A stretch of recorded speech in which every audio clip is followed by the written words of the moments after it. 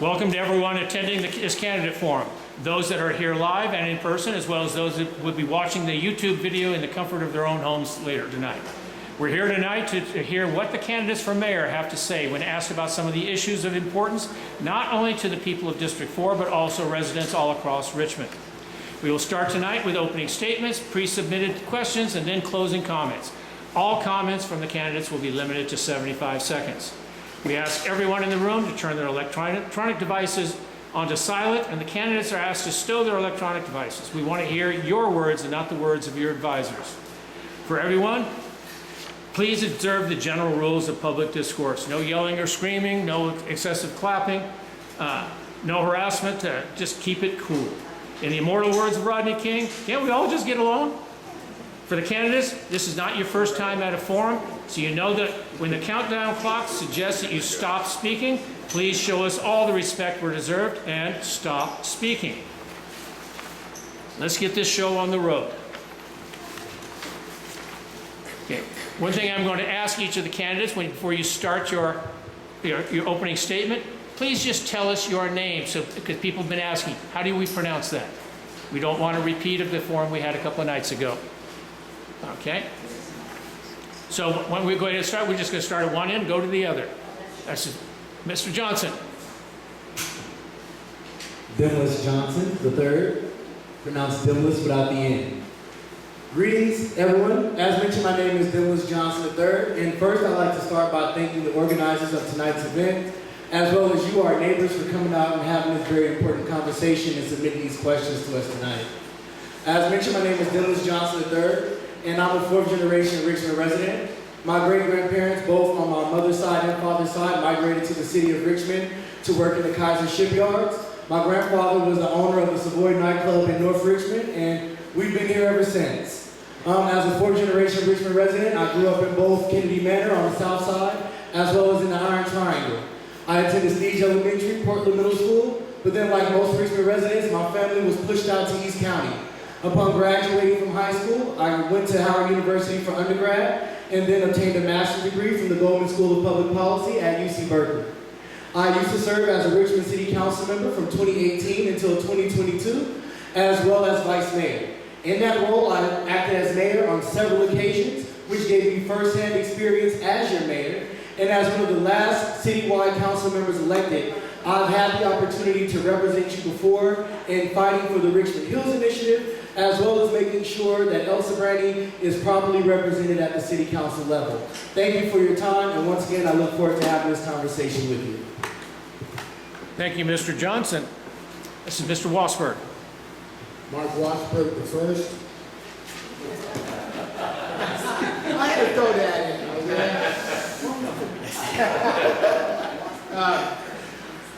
I was born in Oakland. I lived in San Pablo all my life. You know, I spent all my working years in Richmond working as a pipe fitter, auto mechanic, and I had no plans on running in the first place, but I found out what the RPA did by going out and preaching all this hate against the Jewish people. We all know that what happened on the news. And, you know, you people are going to have to realize, when you get into become a lawmaker, a mayor, or a council, you don't implement your own ideas. You implement the laws and the ordinance that is created by our federal government. This is why we have a government. Do not go around preaching hate and murder against people. Don't go around doing what you want to do, because we know for a fact on the Richmond City Council, it's been a disaster. All right? I don't know if these people have been following this. It's been lie after lie after lie. Now they're going to pass this ordinance banning ICE. You cannot do that when you're in our government. You follow all our laws and all the ordinance. This is what America is. Thank you very much. Mr. Anderson. Good afternoon and welcome. Good to see you all, and I'm glad to be here. The name is Ahmad Anderson, running for mayor in our city of Richmond, California. Recently I heard the mayor say, if it's not broken, don't fix it. It's a good slogan, but the real question is not broke, but the real question is broke for whom? Talk to the residents dealing with illegal dumping in their neighborhoods. Talk to the families worried about public safety. Talk to small businesses that are trying to stay open. We need leadership, not only demonstrated personally but professionally, that will speak to a people-centered community, that will work towards the bread and butter things of public safety, making sure you're protected, respected, and safe, working towards economic development, bringing jobs to Richmond, but more importantly, careers that bring benefits for working families, bringing forth housing, and not just affordable housing, but reasonable housing. And folks here in District 4, you don't want to feel like you don't have a partner. You have one now, but you need another. Somebody that will show up to ensure that you have consistent services, safety you can feel, and prepared with a reasonable and responsible way of working with the community. Ahmad Anderson, running for mayor in your great city of pride and purpose. Thank you. Before you even start, just so everybody knows how to pronounce your name, just start with that. All right. My name is Sorry, Eduardo. microphone. Oh, it's not on? Or is it Yes. on? It's on? Yes. Okay. Do I need to swallow it? Whoa, I want to film that one. All right. My name is Eduardo Martinez. I am your current mayor.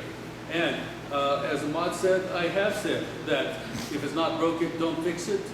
And it's not broken. The city cannot provide everything for everyone. We have a budget. We have to work within that budget, and we make decisions. In fact, the mayor doesn't make the decisions alone.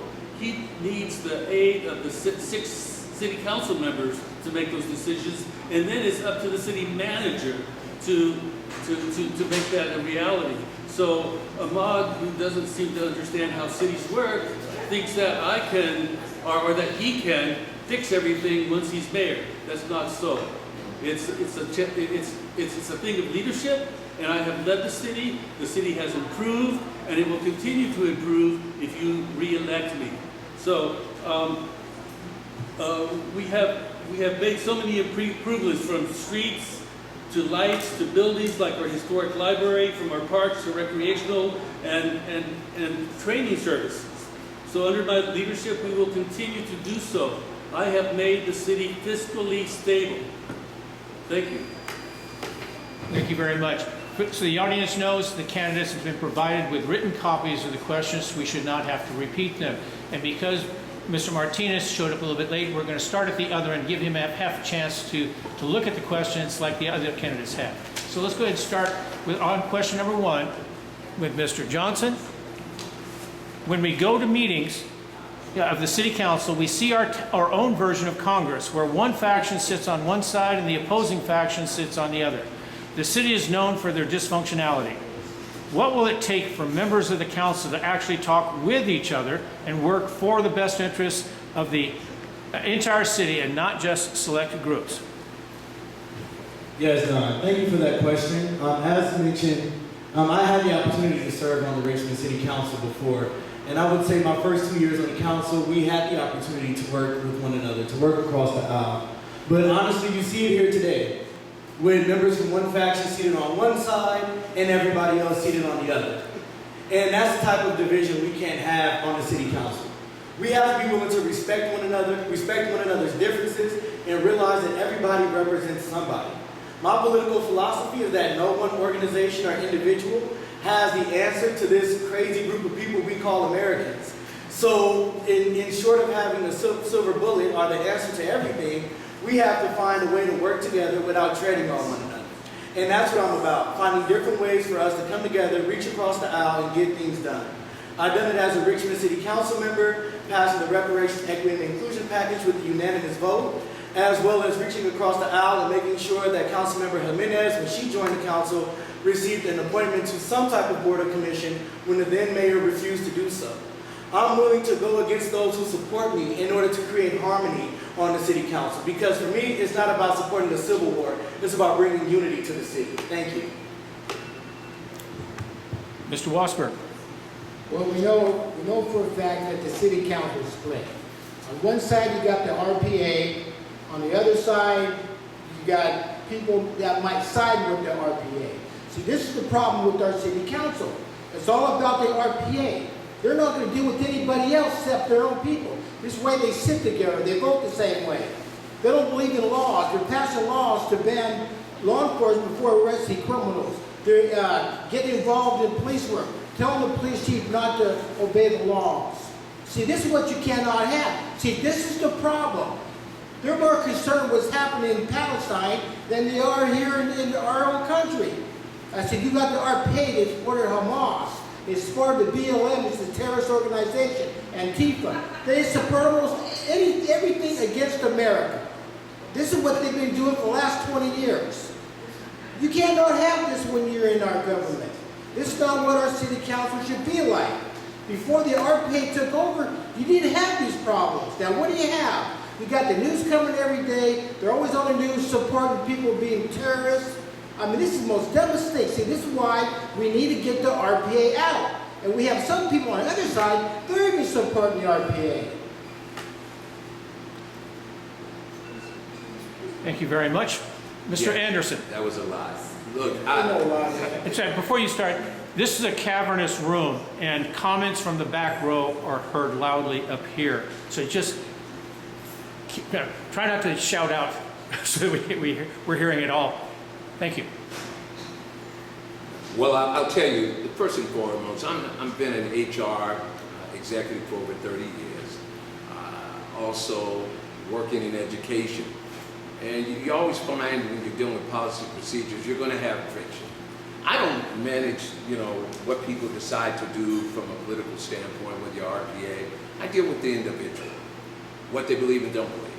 One of my roles as mayor is to get out into the community, visit that district in which that individual represents, find out what the burning issues are for that community, so I can have a dialogue and just not a conversation with that particular representative. When it comes to how they're sitting here, my understanding is that there is a way to not have to sit the way they sit presently on the dais. When people don't behave or they're not getting along, I would move folks around, one of the first things I do. So folks have to live in a different area in which they've been living in on one side or the other. Get to know each other, get to know the community. Work with one another to be able to dialogue about the issues as City of Richmond as a whole. Understand why there's citizens here, in Laurel Park, in Point Richmond, and Parchester. It's about dialogue, doing all you can do, being all you can build, and building relationships together for the good of the City of Richmond. Mr. Martinez. Yes, there is reality and there is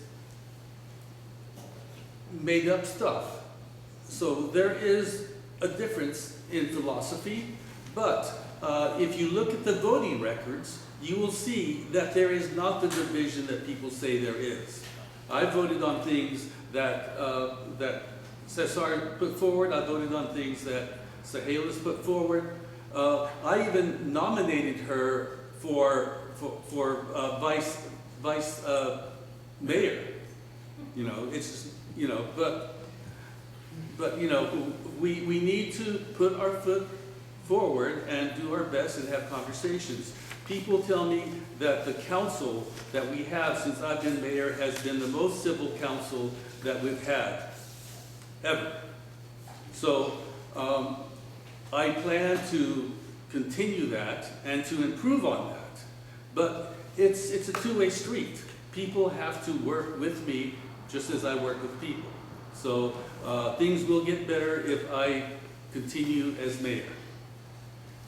Thank you very much. We're going to go to question number 2 now, and let's start with Mr. Anderson.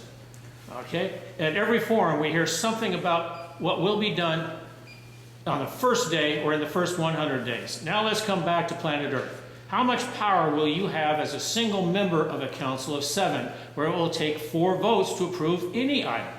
On a council where they are known for their divisiveness, how will you win over 3 more of your colleagues?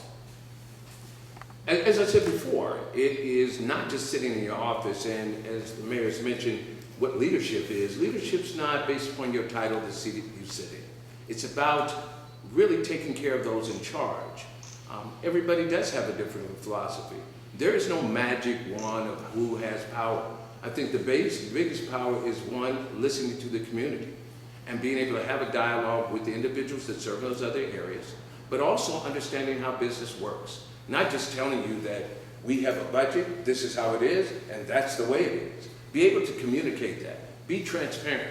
Talk about the impact of decisions that are going to be made or going to be discussed to that particular community. How does it affect you, but how does it affect the city overall? I think that if you move with admiration, if you move with respect, if you move with from a leader position, and that doesn't mean by standing in front, but moving within, that's what makes leadership all about. I think in addition to that, it's not respectfully, it's not about protecting the status quo as is. It's about leadership, about improving quality of life, and strong leaders don't ask you, how do we maintain, how do we become better, what do we do about our neighborhoods? They go visit those neighbors, and they make a difference by doing what they've heard. Thank you. Mr. Martinez. Yes, I think my record speaks for me. We've done so much since I've been mayor. And I've gotten a majority of the votes on many issues that I put forward. I was able to get $550 million from Chevron. I was the main negotiator on that. We would have gotten far less if I had to push the way that I pushed. I've gotten Bloomberg Philanthropy to come to Richmond and work with staff. So that created a synergy, not just between council members, but also with staff. We need to work with staff. There needs to be a synergy between the city manager and the city council. And I've developed that. So there's so many different people, so many different angles that you have to be aware of and that you have to work with. I've been able to negotiate them and to maneuver to make people see the value of the issues that I brought forward. And when other candidates bring issues forward, if they have value, if they have the backing of the public, I will endorse it. I will push it forward. Thank you. Mr. Johnson. Yeah, this is really where good experience comes into play. And if you rewind those council tapes, and specifically to those meetings where I was leading those meetings, everyone had an opportunity to speak. No one was shut down. No one was given more time than the other council members because of personal relationships with the mayor as we see today. Also, you have to know what's possible in a council manager, weak mayor, form of government. You can't come in boasting and making promises on things that just frankly you can't do, and some folks don't even know you can't do. You have to be honest, and as a policy guy, and not just an honest guy, I'm going to be honest about which policies fall under the purview under the mayor, as well as the city council and the city manager, as well as working with everybody. As someone who's read the charter and sat in a seat, I know what it is that I'm allowed to do as mayor, and I formulate all of my policies and promises that I make around 100 days as well as other days in office around what is possible for the mayor to do. Now, in regards to working with city council members, as I mentioned, my political philosophy, and I think it's crazy to hear a teacher downplay philosophy. You got to work with folks where you agree. You have to do, work with people where you can, and that's what I did with the Reparation, Equity, and Inclusion package, as well as other things. Thank you. Thank you very much. Mr. Wassberg, finalize this question. Well, they say, well, you have a weak mayor, you got a strong mayor, but I won't put up for any of it. I will guarantee I will make their lives a living blankety blank if they did not obey the laws and the Constitution that they took an oath to. We know for a fact right now the city council is running wild. They're passing laws and ordinances to ban the police, defund the police. Now you got the city attorneys investigating the RPA, the city council, for defunding the police. If I'm there, that's not going to happen. It ain't going to happen, all this hate speech against Chevron, against Israel. I mean, this is totally, see, they're more concerned about what's happening in the nation than they are here in their own city. If I have to file a lawsuit against the city council, I'll do it. If I have to file an executive order, I'll do it, because I'll go around the RPA. I don't need the city council. When push comes to shove, I have more power than the city council. And if I have to hire a lawyer outside the city council, I'll do it. Because we know for a fact the lawyer right now, they're all in cahoots with the city council. I mean, you laugh about it, you make me mayor, I'll guarantee you, I'll get it done. Thank you very much. Let's go on to question number 3. We're doing great here. No blood, no harassment, no filing of any charges yet. We're doing good. Still got 5 more questions though. All right. Question number 3. and this, we're going to start with Mr. Wassberg on this, so you get prepared. A running complaint here in Richmond is that our elected officials cannot be reached unless they have a close association with that elected official. At a recent forum, this was brought up and questions was asked what it would take for our representatives to respond to emails, texts, mail, and email. I said, the response was that if we paid them more money, they might respond. Well, guess what? The council gave themselves an 80% salary increase, but we have yet to see any change in accessibility. So, tell us, on the record, on video, what will you do to be more accessible to all of Richmond? This would include not only residents, but business and unions as well. Well, I'll have like an open forum every 3 months. I mean, I will personally answer emails, calls. But see, you got people on the city council, they don't care about you. Even Sue Wilson, she even admitted, I don't have time for you. Who are you? She don't even answer emails. You try to contact Eduardo. You think he's going to pick up the phone and say, hey, okay, come on to my office and we'll talk. He's not going to do it. Ain't no city council member's going to do it. I won't be open with the public. I will have the staff, okay, we'll get together with the people. Every 3 months you come to the chambers and I'll have an open forum. See, I need to work for the people because hopefully I can win your trust that you will put me in office that I will represent you. All right? That's how it is. It's not about me. It's not about how many degrees I have. I'm here to support you people because you people put me in an office. Because hopefully you will trust me for me to do the right thing. That's what it's all about. It's not about me or I have to do this, I'm so busy, I got to do this. That ain't going to work with me. I will work with the people. I will have a one-on-one conversation with you people. Mr. Henderson. So in my line of work in human resources, the door is always open. There will be days and opportunities where I will meet with the community. Mr. Wassberg talked about the every 3 months. I mentioned earlier in the campaign, it would be about how do we, as we did during the pandemic, bring the meetings to the people. How do we work on providing forums in the districts in which they live in, so we actually have an opportunity to hear what they have to say? How do we work on really being accessible?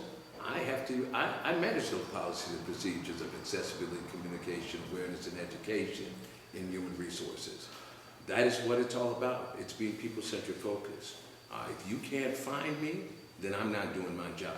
If you're not hearing from me, I'm not doing my job. There are structures in place that we can do that. Other cities are doing the same thing in Oakland and Berkeley and making themselves more accessible and available. I will do that. You have to find out what the terrain looks like, because right now I don't know what's behind the magic mirrors and the curtains, and I don't know who I'll be sitting with on that city council that will work with me to do that. But that will be my aim and my goal. And Mr. Martinez, what are your thoughts on this? Well, the question seems to be about responding to emails, to texts, to constituents. As an elementary school teacher, you know, in elementary school, there's a lot of teachers who have pets, you know, classroom pets. In my classroom, every student was a classroom pet. And the ones who needed the most help got the most help. Because I saw the classroom as one entity and everyone needed to be uplifted so that everyone could operate from an equal level. I answer all calls. Maybe not personally, but I get back to people, and I'm out in the community, and I will stop and talk to people. People stop me, and they have a question, and I will stop and I will have a conversation with them. In fact, I've gotten into conversations, and I've been late for meetings because the conversation had a lot of necessity to continue. So I am there for people, and I, you know, I can't. Oh, sorry. It looks like my time is up. No, the time never started. Oh, Whoever's pushing this button screwed up again. okay. Thank you, Bill. Okay, Mr. Johnson.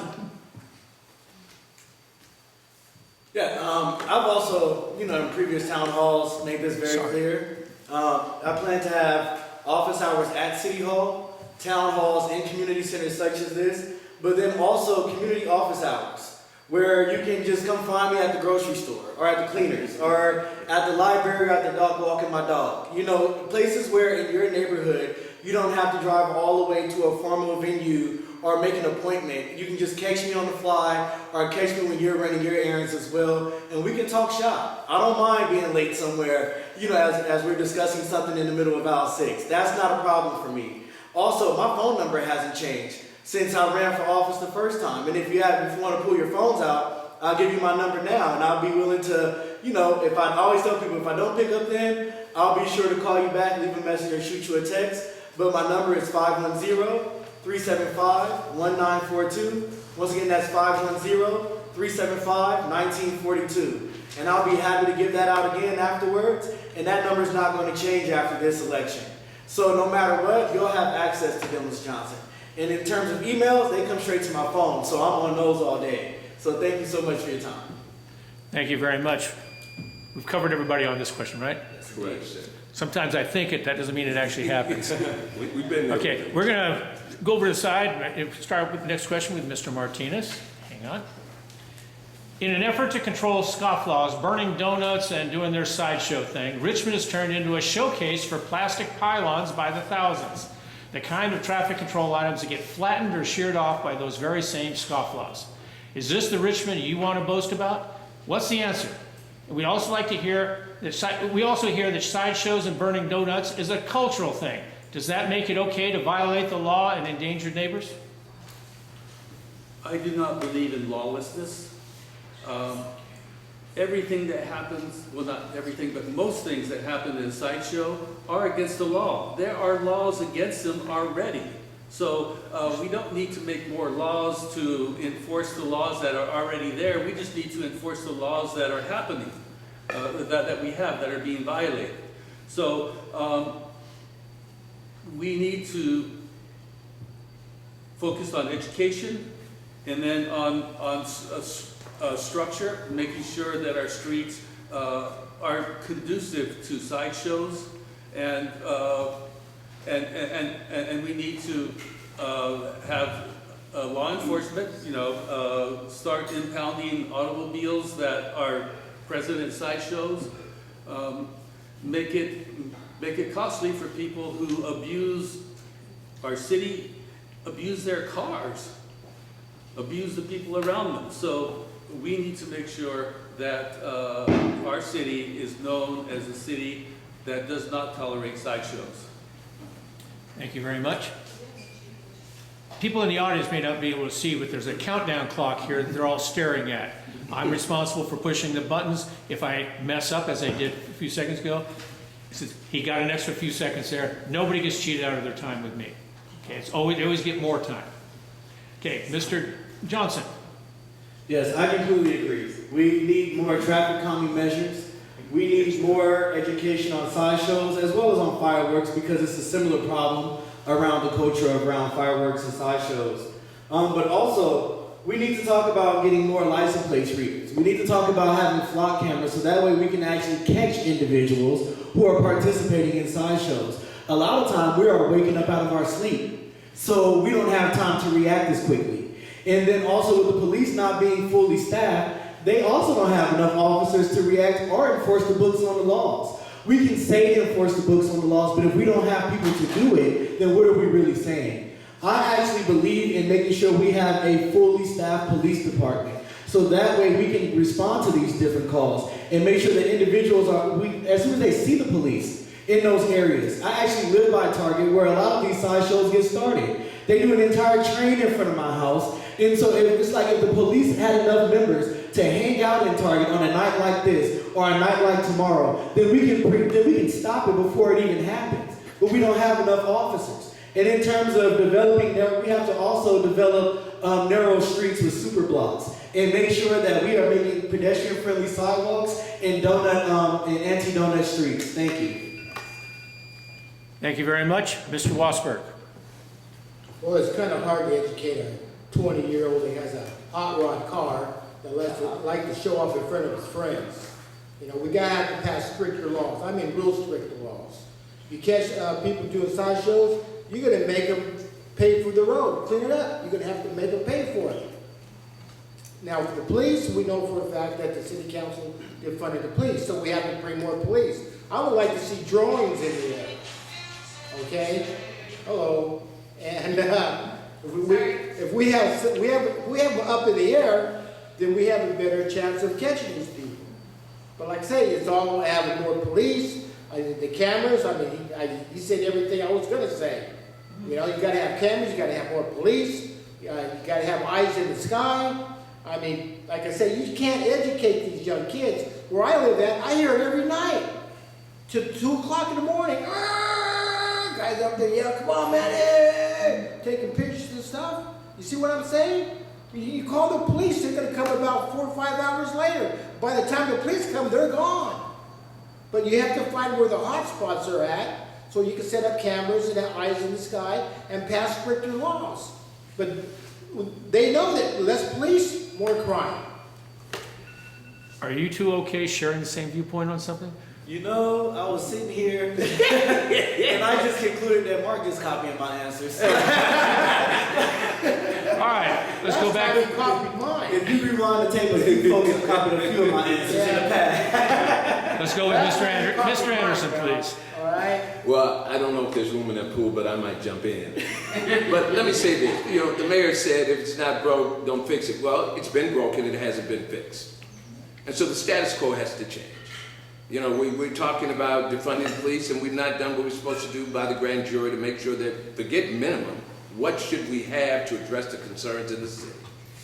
Look, the mayor himself is the one that said it's a cultural thing for sideshows. I'm still waiting for his definition as to and to whom's culture that belongs to. He also mentioned that they're abusing their cars. Again, most of those cars are stolen, and they abandon those cars at the scene. You also have to recognize it's just not a city of Richmond issue, it's a coordinated effort by the region.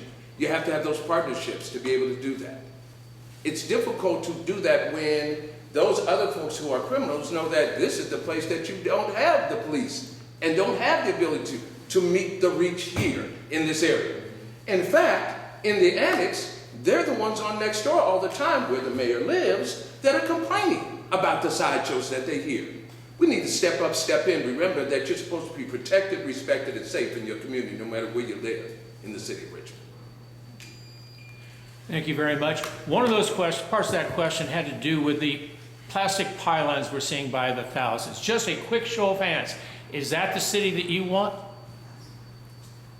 If it's stopped, then stop it. I'm going to say, that's a loaded question, because if it's going to All right. stop, then yes. It's loaded. Also, we don't want to see a bunch of plastic pylons throughout the city of Richmond. If we can redevelop our blocks, as I mentioned, so that way we don't even have these wide open donut-ready spaces, then that will get rid of those plastic pylons throughout the city of Richmond. But I completely agree, they're not aesthetically pleasing, but they do get the job done. So sometimes we do have to ask, what is the trade-off? And right now the trade-off is having these not so aesthetically pleasing pylons. Let me rephrase the question. Are you in agreement with what Mr. Johnson said? Yeah, 100%. I mean, it's different in each particular community. I don't think, though, it makes it aesthetically pleasing. I think there may be situations you need to have, one, an increase of your traffic patrol, which has been reduced because we don't have them, because we're not putting them on staffing. And also the detectives and investigators to follow up on that. And Flock helps in those particular areas. There are times where you need to ramp up and ramp down and make adjustments as the crime goes away, but as you support your communities as it is. Ask the folks in the north and east and Barry.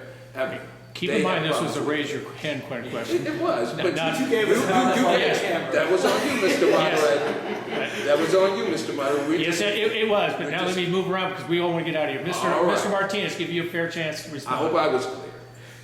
Ahmad? Go ahead. Yeah, I think pylons is a horrible solution. On Nevin, you can see circles in the center that causes people to go around. You can't do a donut there.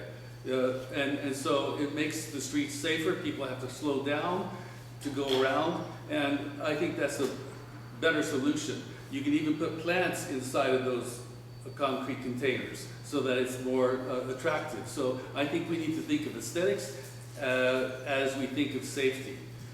Okay, thank you. Briefly, Mr. Wassberg, do you have any thoughts real quick? Well, they talk about making the roads thin. That's not gonna happen. What happens if you have trucks going by there? The roads are made, It's about pylons. the pylons, It's about pylons. I'm all for the pylons. Okay, thank you. Then let's go ahead and move to question number 5. We got 3 questions left on there. Okay, let's go ahead and start with Mr. Johnson on here. From the top of the, sorry, just make sure I didn't skip one. From the top of the hill in Point Richmond to the eastern edge of Carriage Hills, the best case scenario takes 35 minutes to drive from one end to the other. Would relocating the police headquarters really make Richmond safer? And if we build a permanent police station closer to City Hall, where would you suggest we put it? Where is there enough open space large enough to accommodate that?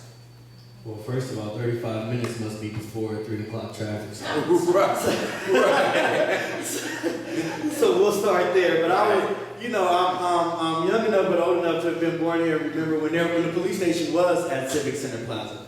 And so, I think we should explore putting it back there and the impact that it can have on response times. But also, as I mentioned before, we need a fully staffed police department. We can move it anywhere, but if we don't have enough officers to answer the phone or respond or follow up, then we just spent a bunch of money just to say we moved the police station.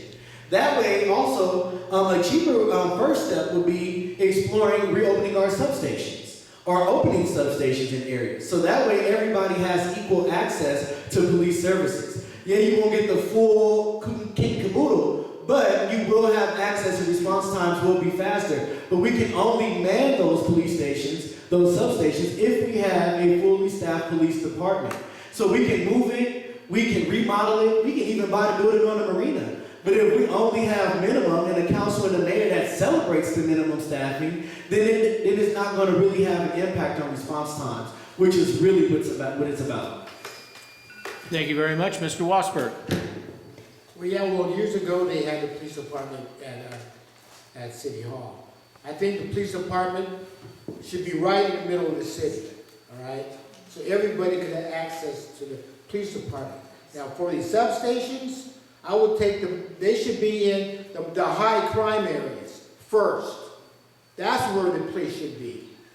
I mean, up here in the annex, up in this area here, how many beatings, how many shootings, how many crime you have here?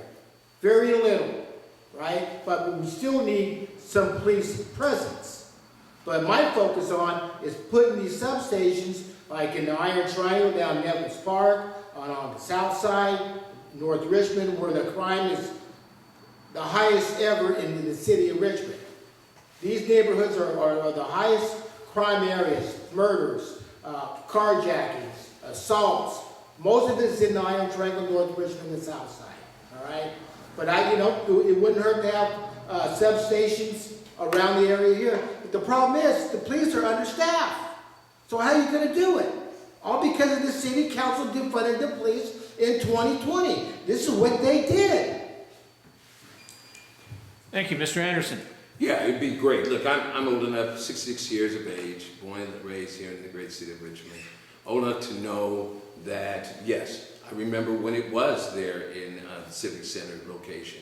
It's not about where the location is. It's having the amount of staff to serve the community and then having a plan to do that. You can do whatever you want, where you want, but making sure that the community has grown and it's expanded. So you want to make sure that you have the type of hub and spokes type of relationship to being able to address the city throughout the community. But again, it's about having the correct staff to be able to do the job. You can be heard that we are bringing on people, but we're not bringing on people the numbers that we need to. We still have people on workers' comp. We have people who are retiring. We say that we're bringing on laterals that are coming from other cities, but no one wants to come to a place where your city council, most of them, are adversarial to what protecting the community is all about. And that needs to change. The status quo needs to change, and the time is now. We need to vote for an individual who's going to step up, like myself, step in, work with the community, assess those concerns, and talk about a new type of community policing that was here to protect and serve and understand the needs of the community. Thank you very much, Mr. Martinez. Yes, it's interesting to me how people don't answer the questions. The question was about location. Instead, they use it to propagandize their whatever to help them get votes. The fact is that the police department was not defunded. Money was taken, money was reallocated for other services. There was still money to hire more policemen. The issue was finding policemen to work here. Since I've been mayor, we've hired more policemen than we had before. We have more policemen, and I've been going to the promotions, to the hirings, and the police department is getting better. Under our new chief, Tim Simmons, the police department has improved greatly. And he has a YouTube channel. I suggest that all of you watch his YouTube channel to get a better understanding of where the police department is. And yes, I do believe that it needs to be downtown. It could be at the Social Security building, which is up for sale. So you know, I've been talking with Harpreet. He's suggesting that the city invest. What wasn't under piece of French? It's getting better. Thank you very much. You've been on a roll, Mr. Martinez, so let's go with question number 6 and let you start that one off. The risk of wildfires in recent years has become a very scary subject. Behind some of our neighborhoods, we have East Bay Regional Park's Briones Park, and behind unincorporated East Richmond, we have Wildcat Canyon, both of which are outside of the city of Richmond. What can you tell us about the history of major fires in those two areas, and tell us how much of Richmond's limited resources should be committed to addressing potential fires in parks outside of Richmond?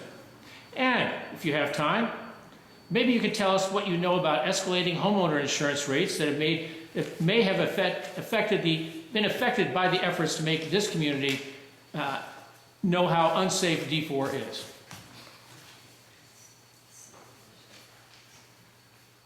Yeah. Oh, okay. Sorry. Yeah. The city and the county need to work together more, and we need to push the county to pay their fair share of protecting lands that they govern. So we also need to work with the state and the federal government to get more monies to come to prevent. You know, you can see FEMA, the federal government coming after a disaster happens. We need to make sure that they come before the disaster happens so that it doesn't happen, so that we are protected. The city is, we have limited resources. We do as much as we can, and we will continue to do more as we get the resources to get them done. So I really do believe that it is a problem that needs to be solved, and we are working on it. In fact, Sahela started a group, ad hoc group, which we will institute and start working on. Thank you very much.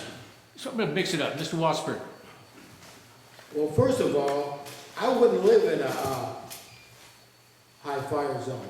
I mean, you're just asking for trouble. Well, people like to live there, okay? You live there, you're going to have to manage the land. Make sure your house doesn't burn down. Because if there's a major fire, your house is gone.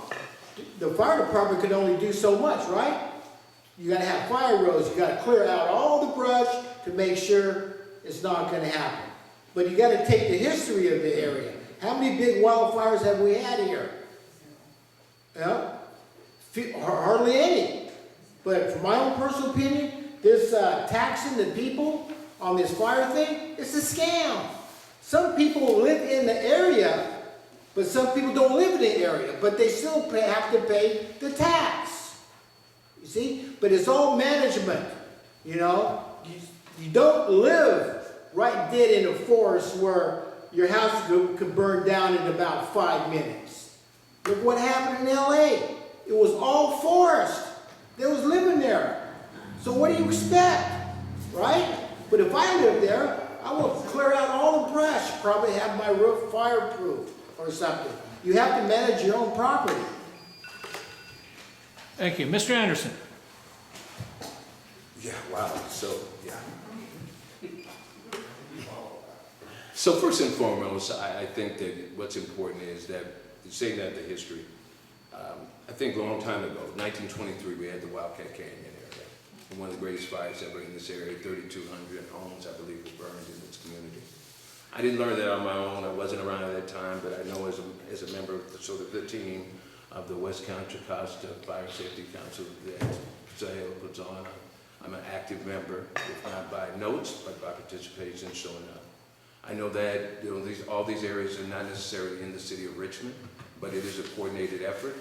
We have to use the county, we have to use the council for the education awareness. Evacuation routes are important. We're going to have that on May 30th. If you haven't received it, it's in front of you somewhere here, but I'm a member of that. I signed it, but I'm in Laurel Park. But I want to know what the process looks like for folks that live in my city. Also, the same situation feels the same in Point Richmond as well, sitting next to the refinery. How do we get out from there? We have grown in the city. We have cut throughs to get to the city. We need to be able to work out a way that we educate awareness. And I worked at the Botanical Gardens. It's just not moving plants away and native plants. You have to make sure you're doing the right thing. Space for all and evacuations are necessary. Thank you, Mr. Johnson. I know you have some thoughts on this. Yes, sir. Fires don't know borders and fires don't know city limits. So we have to have a plan for those, so just in case those accidents happen in those areas. But seeing as though resources are limited, we should be coordinating with the county as well as other agencies. We should be working with our native community and adopting some of their fire prevention methods to decrease the risk here in the El Sobrante Valley. Working to do joint evacuation drills and joint education and safety meetings. Regarding the insurance piece, we need a mayor that's willing to lobby the insurance commission. As a policy analyst and advocate with relationships in Sacramento, this is something that I do for work. I'm willing to go to Sacramento and lobby the insurance commissioner and bring residents from the El Sobrante Valley who have seen the increase in their insurance rates to make sure that they know firsthand how their policies are impacting people. Also, you need a mayor such as myself who's willing to meet with private insurers and asking what type of mitigation measures do we need to take in our area to make you feel as though that it's less of a risk for you to insure our homes in that area, or for you to even lower the rates in those areas. These are the type of things that I'm willing to do as your mayor here in the city of Richmond, California. And not only as a policy nerd, but as a policy advocate. I know how to put that policy into action and who to go to make it happen. Thank you. Thank you very much. We have one final question before we have closing statements. Okay, who wants to start this last one? Okay, then we will start. That means you don't get to start the closing. Okay.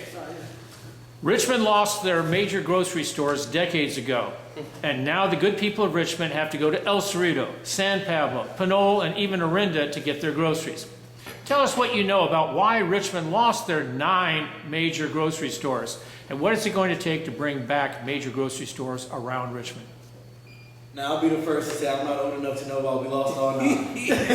But I have been around long enough to know why we lost Safeway here in the city of Richmond. And that was because of theft. There was a lot of theft taking place at the grocery store, and the same reason they left is the reason why a lot of businesses are leaving Richmond, is because they don't feel as though that we have a safe or a fast enough response time from police, or we're putting in enough mitigation measures to prevent theft. They don't get in business to have their bottom line messed up. And also, I'd like to just kind of correct that. We have Food Co. in the Iron Triangle, and we also have the El Cerrito Natural Food Store, which is in Richmond city limits. But then also I know that the good folks in Hilltop, which is in District 4, have been speaking with the pro-life people about bringing a Costco to the area, which I know the current council majority and mayor have been opposed to. So that's a major grocery chain retailer right there that we can bring to this district, which will bring in people from Hercules, Pinole, and even La Miranda. Okay. Mr. Wassberg. Well, I don't have no problem shopping anywhere. I walk right down the street 5 minutes on that food court. If I want to go to San Pablo, or I go to, I will shop in El Cerrito. I won't shop in San Pablo. I go to the closest stores. I don't even like going to food court. You got a bunch of homeless people there, a bunch of criminals. All they do is pollute the whole entire town. The reason why some of the stores are closed down because of theft. Most of it's inside the Iron Triangle. among the black population. Wow. Okay? Hold it. All right? I'm talking. Okay, now the problem is, now if I want to go to San Pablo, I have no problems. All right? There's no crime up there. But, you know, I don't see any stores closing down. You know, because you got theft and people shopping online and stuff like that, right? So, you know, for me, I like to see more stores, but I don't see why we need more stores. I have no problem. Anybody else doesn't have any problems. Do you have any problems with where you're shopping? I don't think so. I don't see people complaining, going to the city council and saying, we want more stores, okay? Thank you. Mr. Anderson. Yes. Yeah. Thank God we don't live in the Iron Triangle. We wouldn't have been able to make it here today. So the race baiting is over the top, and that's what we've experienced through having Mr. Wassberg here and at our city council meetings. But I'll share with you that not only, you know, when people steal, it's not because that's what they want to do all the time. There's reasons for not having economic development, and folks don't have jobs. And sometimes that's the only way that they can make it. There are people who are working, who are unhoused, that have skills, but that's the only way they can make it. But also, you have to have jobs for folks. Provide them opportunities. I'd love to put a store in the Hilltop area. I don't know if Costco is the mix if we don't figure out how traffic flow goes, but we need to have quality stores for the community. That's a public health issue. It's a public health issue because we need quality food. We need to be able to have services. We need to be able to have transportation to get there. Everybody's not able to do that. I think that, you know, having a community where we can build jobs and build jobs through buildings and trades and grocery stores provides that opportunity. Having a skill center that provides those skill sets to be able to hire people in the stores is important as well. It's not about race. Having an opportunity is not a privilege, it's a right. Thank you. Mr. Martinez. Yes, grocery stores are essential. We are working on getting a grocery store in North Richmond. So if we can get a store in North Richmond, we can get a store anywhere. Oh, yeah. And that means getting the store in North and East. That means getting a store here. That means getting a store in the Coronado area. In fact, I would like to see a store there near the Eastern Village. So we need to think creatively, we need to think community-wise, and we need to make sure that we provide services that people need. They did a charrette on McDonald Avenue, and they found that people who live a quarter mile on each side of McDonald Avenue spent 75% of their expendable income outside of Richmond. So we need to make sure we have stores in Richmond that attract people, and we need entertainment areas that will bring people in, make them stay, spend money in restaurants and in coffee houses, and, you know, do their grocery shopping before they go home. Yeah, thank you. That's all the questions we have right now. Before we go into the closing statements, we're going to mix it up as far as the order. I hope that your closing statements, you're going to say something in there that says, this is why you should vote for me, because I'm the best qualified. So we're going to start with Mr. Martinez, since I've got the camera already pointed his way. I told him what to say. Just told him what to say. You're really trying to get us out of here. Well, you can take the same advice. It wasn't just for me, it was for all of us. Yes. Don't take it personally, we were being jovial. Yeah. Okay, let's try This is not a city council meeting. Let's get it in. This is not a city council meeting. It's been hostile all night. Yeah, well, you know what? I'm going to be the mayor for right now. Mr. Martinez, can you talk? Ooh, You're holding yes, up sir. the other I form. wish that was real. Yes, sir. Well, I have 5 minutes, right? Don't say that. It's not the Not city council. no corky will here. Well, he said he was being mayor, so. So Agreed. anyway. Okay. You should vote for me because I get things done. I have a working relationship with the city manager. I have a working relationship with the city council. We debate and we come up with the best solutions. I try to make sure that all needs are met, but we've done so much. We're improving parks throughout the city of Richmond. We're building soccer fields. There's so much things that we've done. We've filled potholes with paved roads. We've redoing the library so that the library can become much better than it is and provide services for youth, provide services for seniors, and become a place that literacy can be developed. We have 2 swim centers that we keep operating, and the police department is improving. In fact, we have developed auxiliary services that make it easier for the police to do the job that they should be doing. Thank you. Mr. Wassberg. First of all, I will rule that city council. I will not let the city council do what they're doing right now. They defund the police in 2020. They stood up for the BLM, stood up for Antifa, stood up for Hamas. He went to Chicago praising Hamas, which he was part of Hamas. Go look on the internet, it's all their people. I am not going to let the city council defund the police, passing laws to stop the police for arresting illegal immigrants when they try to pass this free zone stuff. It ain't going to happen. Because I'll fight them tooth and nail. If I have to, I'll file a lawsuit. Because this is what our government's not about. You people are going to have to understand this. It's not implemented their own ideas. You have to respect our constitutional laws. This is why we have a government. For some people, you people don't understand this. You got people they're so worried about in China. They're so worried in Cuba, Palestine. You hear over and over and over and over again. We're so worried about they're supporting terrorism. You don't do that when you're in our government. Don't you people understand? If you not respect our constitutional laws, you have no business being in our government. And you people are going to have to understand this. Thank you very much. And Mr. Johnson, I know you want to piggyback on that one. I wasn't raised to piggyback. I was raised to have my own mind and my own opinions. Once again, my name is Demnlus Johnson III, and I'm your candidate for mayor.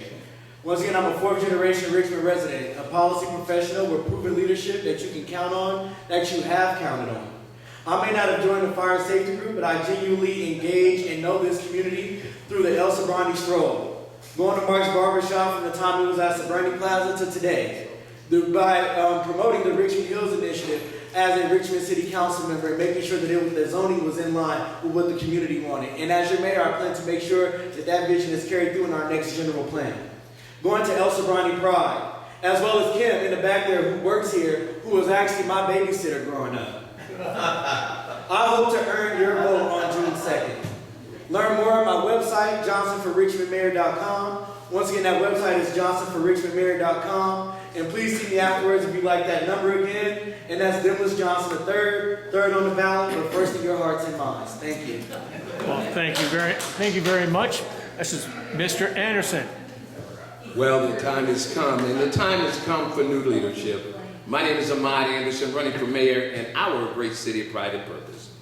You see, I believe that leadership is not about protecting the status quo. Leadership is about improving the quality of life, and strong leaders do not ask, how do we maintain what we're already doing? Strong leaders ask, how do we become better? How do we make neighborhoods safer? How do we make City Hall more accountable? All the questions we were asked today. And how do we deliver results residents can actually see and feel? Richmond can't afford to settle for good enough. The mindset, as we've seen demonstrated here, is exactly how communities stagnate. We should be striving for excellence, innovation, economic opportunity, clean streets, responsive services, and strong partnerships. You see, Ahmad Anderson is about doing all he can do in the community, being all he can be in the community, but most of all, building partnerships. I've been endorsed by Buffy Wicks, by Jesse Arguin, Buildings and Trades, Richmond Police Officers Association, Black Women's Organization Political Action. But you see, it takes somebody with empathetic leadership. And I heard recently on a show, what is the key thing of being a great leader? It's listening to the people. It's you, we, us together that make a difference. Your voice, our actions, they matter. Thank you very much to all of our candidates. People just don't quite understand how much this takes. I mean, campaigning. This is my 16th candidate forum that I've been to this season. In a few minutes, it'll be the 17th. We've got one more on there. They've been to almost as many of them. It's tough. It takes you away from your families. It takes you away from your jobs. It ain't fun. I know that because I ran for office. It sucked. Okay, but and we still have another forum in a few minutes. We're going to take a 5-minute break, but after we have closing statements. This is for the city council from this area. Well, first, we want to thank the good people of the May Valley Neighborhood Council for hosting this forum. These things don't just happen. I want to thank Kelly Neighbors to my left here. He did an outstanding job with the lights. Okay? But you know, there's only so much you can learn from mailers, and you almost have to be a glutton for punishment to sit through some of our city council meetings. It's tough, people. Forums such as this allow us to hear about issues of concern to the community.